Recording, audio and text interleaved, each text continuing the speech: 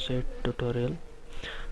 அதாவது இது தமிழ் எப்படி விண்டோஸ் 8 தமிழ் யூஸ் பண்ணுறதுன்றது செகண்ட் பார்ட்டு. போன கிளாஸில் நம்ம வந்து தமிழ் எப்படி இன்ஸ்டால் பண்ணுறது அப்படின்னு சொல்லியிருந்தேன். இங்கே பார்த்தீங்கன்னா நான் அதாவது லாக் ஆஃப் லேட்டர் கொடுத்தோடனே will be enabled on next sign in அப்படின்னு வந்திருக்கு.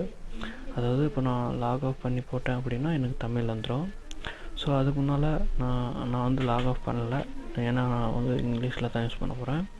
உங்களுக்கு வேணும்னா நீங்கள் பண்ணிக்கோங்க.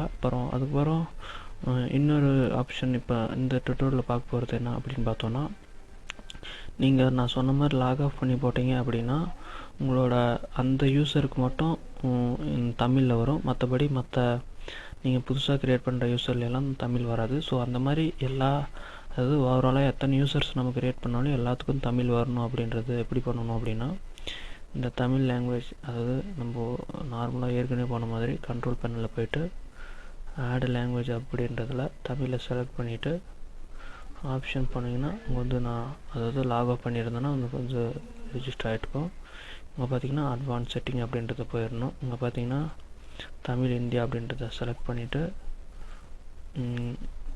இங்கேயும் தமிழ் இந்தியா அப்படின்றத செலக்ட் பண்ணிடுங்க. செலக்ட் பண்ணிவிட்டு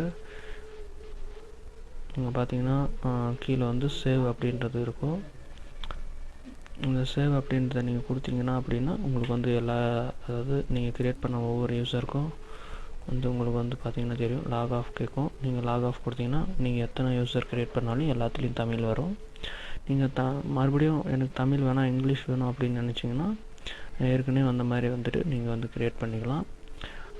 இது பார்த்தீங்கன்னா இந்த தமிழ் நம்ம யூஸ் பண்ணுறது உங்களுக்கு தமிழ் நல்லா தெளிவாக தெரியும் அப்படின்னு நினச்சா மட்டும், அதாவது தமிழ் டைப்பிங் எல்லாம் அப்படி தெரியும் அப்படின்னு நினச்சிங்கன்னா இதை இன்ஸ்டால் பண்ணிக்கோங்க. ஏன்னா நீங்கள் இப்போ பார்த்தீங்கன்னா தெரியும் இந்த இடத்துல நீங்கள் சர்ச் பட்டன்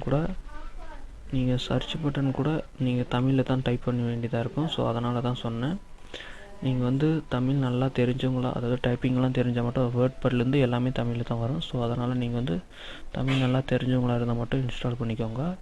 நான் வந்து இங்கிலீஷில் தான் யூஸ் பண்ண போகிறேன். என்னடா இங்கே சும்மா இப்படி பண்ணுன்னு சொன்னால் ஆனால் இதில் எங்கேயும் மாறின மாதிரி இல்லை அப்படின்னு நினச்சிடாதீங்க. நீங்கள் வந்து ட்ரை பண்ணி பாருங்கள், கன்ஃபார்மாக வந்து உங்களுக்கு தமிழில் வரும். ஸோ தேங்க்யூ ஃபார் வாட்சிங். சப்ஸ்கிரைப் பண்ண மறந்துடாதீங்க. பாய்.